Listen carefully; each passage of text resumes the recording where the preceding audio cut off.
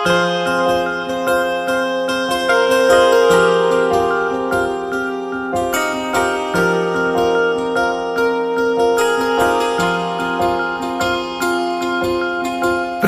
प्रभु का बरस रहा है, पीले अमृत प्यासे। सातों तीरथ तेरे अंदर, बाहर किसे तलाशे।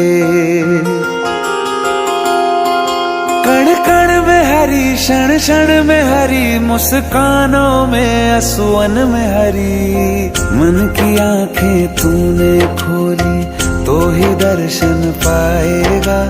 पता नहीं किस रूप में आकर नारायण मिल जाएगा।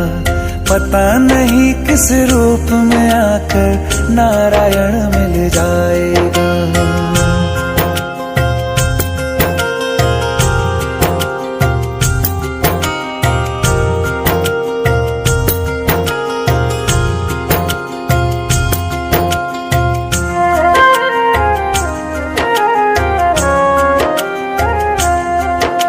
नियति भेद नहीं करती, जो लेती है वो देती है। जो बोएगा वो काटेगा, ये जग कर्मों की खेती है। नियति भेद नहीं करती, जो लेती है वो देती है। जो बोएगा वो काटेगा, ये जग कर्मों की खेती है।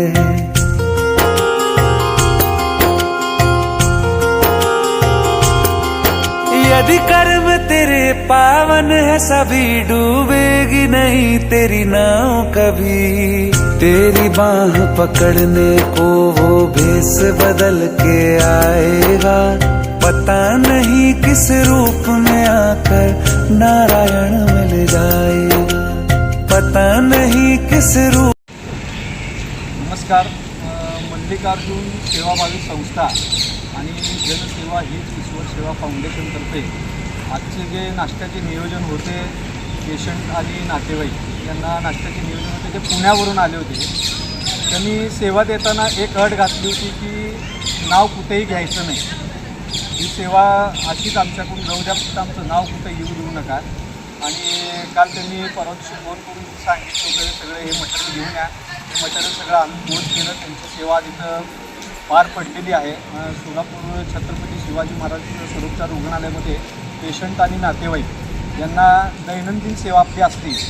अशीच सेवा तुमच्या हातूनसुद्धा घडावी. समाजसेवेसाठी तुमचंसुद्धा एक पाऊल पुढे यावं. आम्ही जे स्टेटसला सध्या व्हिडिओ फेसबुक इंस्टाग्रामवर जे व्हिडिओ पाठवतो आहे, त्याच्या मागचा उद्देश एकच आहे की तुमच्यासारखे दानशूर लोक या समाजसेवेसाठी पुढे यावेत. अजून खूप लोकांना माहिती म्हणजे नाही आहे की सिव्हिल हॉस्पिटलमध्ये रोजी सेवा असते. अशा बऱ्याच लोकांना आता समजलेलं आहे स्टेटस बघून किंवा फेसबुकवरचे व्हिडिओ बघून की आता दानशूर लोक फोन करत आहेत की आम्हालासुद्धा सेवेची संधी द्या. अवश्य तुम्ही या सेवेमध्ये या. फक्त आमची अट एकच आहे की तुम्ही साहित्य देऊन किंवा पेमेंट देऊन म्हणजे तिथंच थांबायचं नाही आहे. तुम्ही स्वतःसुद्धा या सेवेला हातभार लावण्यासाठी इथं यावं, हे आमच्याकडून तुम्हाला सर्वांना नम्र विनंती आहे. अशीच सेवा आमच्याकडून जी घडते, आम्ही निमित्त मात्र आहोत.